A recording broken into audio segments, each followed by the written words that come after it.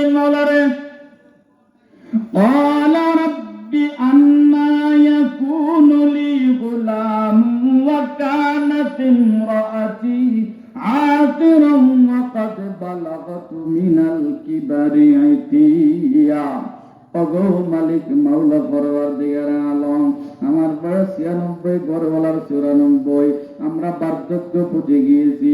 আল্লাহ এই টাইমে কি আমাদের ছেলে সন্তান হয়? আপনি কি আল্লাহ ঠাট্টা করেন না মজা করেন আমাদের সাথে? আল্লাহ ঠাট্টা আর মজা যাই করেন না কেন, দোয়া করে বলছি আপনি সুসংবাদ দিয়েছেন। আল্লাহ সুসংবাদ দিয়েছেন, নাম রাখলেন ইয়াহইয়া। আল্লাহ কেমনি কি বুঝলাম না, এই বয়সে আবার কেমনি কি? সুবহানাল্লাহ।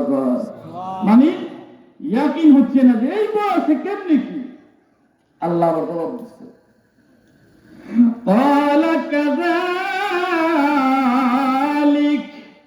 قال ربك هو علي هين وقد خلقتك من قبل ولم تك شيئا ও জাকারিয়া গো, আপনি একটু পূর্বের দিকে নজর করেন না কেন?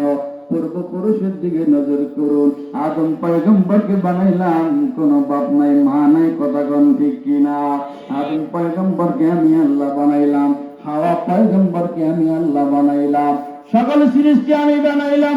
আসমান বানাইলাম আসমান ছাড়া, জমিন বানাইলাম জমিন ছাড়া, কুল কায়নাত বানাইলাম নকশা নমুনা ছাড়া, ইঞ্জিনিয়ার ছাড়া আমি আল্লাহ সব সৃষ্টি করেছি। আমি আল্লাহ আপনাকে বানিয়েছিলাম, আমি আল্লাহ আপনাকে সৃষ্টি করেছিলাম। আপনি যখন মায়ের গর্ভের মধ্যে ছিলেন কিচ্ছুই ছিলেন না। আমি আল্লাহ যখন আপনাকে দুনিয়াতে পাঠালাম আপনি তখনও কিচ্ছু ছিলেন না। আল্লাহু আখরাজাকুম মিন বুতুনি উম্মাহাতিকুম লা তা'লামুনা শাইআ। আমি যখন আপনাকে মায়ের গর্ভ থেকে প্রেরণ করলাম দুনিয়ার জগতে, আপনি কিছুই জানতেন না, কিছুই শিখেন নাই, কিছুই বুঝেন নাই, একটা গন্ড মূর্খ ছিলেন। আমি আপনাকে কিছু জানতে দেই নাই। ধীরে ধীরে ধীরে ধীরে আমি আল্লাহ আপনার জ্ঞান দিলাম, বুদ্ধি দিলাম, মানুষকে রূপ দান করলাম। আমি আল্লাহ যেভাবে আপনার পূর্বপুরুষকে সৃষ্টি করেছি, আপনার এই বয়সে আমি আল্লাহ সন্তান সেভাবেই দিব। আল্লাহ এবার ঠিক আছে, এবার মনের বিশ্বাস ইয়াকিন মজবুত হয়েছে। কি কয় শোনেন, কষ্ট দিয়েছে আর সব মিলিয়া 10-15 মিনিট।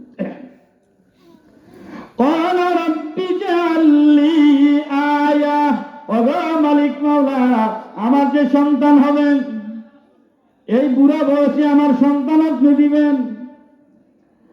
এই বুড়া বয়সে আমার সন্তান হবে, ভালো কথা। ইয়া আল্লাহ ইয়া রাব্বাল আলামিন, মাওলা রে, তার কোন আলামত আছে কিনা? قال رب اجعل لي آية, আল্লাহ তার কোন নিদর্শন আছে কিনা? কেমনি কি করলে ভালো হয়, কেমনে চললে ভালো হয়, কেমনে মত পোষণ করলে ভালো হয়, কেমনি কি করলে ভালো হয়, আপনি একটু পরামর্শ দেন।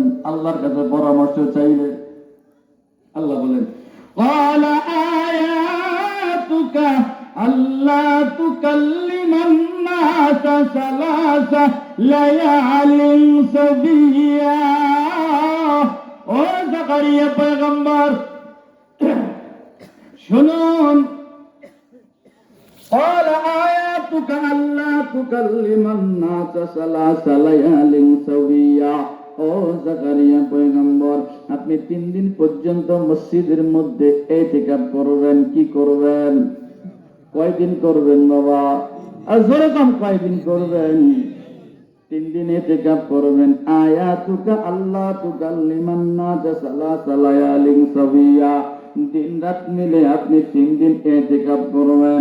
খবরদার, আয়াতুকা আল্লাহ তুকাল্লিমান নাস 3, কোন কথাবার্তা বলতে পারবেন না, কোন কথাবার্তা বলা যাবে না, চুপচাপ থাকবেন, আমার তাসবিহাত বর্ণনা করবেন, মসজিদের মধ্যে ইতিকাফ করবেন। আল্লাহর পয়গম্বর জাকারিয়া আর বাড়িতে গেলেন না, দোয়া করে করে সঙ্গে সঙ্গে মসজিদের মধ্যে ইতিকাফের নিয়ত করে বসে গেলেন। ফজরের নামাজের সময় মসজিদের সভাপতি সাহেব সালাম দেয়, আসসালামু আলাইকুম ইমাম সাহেব হুজুর। ইমাম সাহেব কোনো কথাবার্তা বলে না, মাথা ঝুঁকিয়ে কয় ওয়ালাইকুম আসসালাম।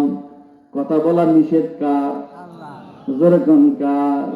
মসজিদের সেক্রেটারি সাহেব হুজুর কি খবর, কেমন দিনকাল চলে? কোনো কথাবার্তা বলে না। কিছুক্ষণ পরে আবার কেশিয়ার সাথে হুজুর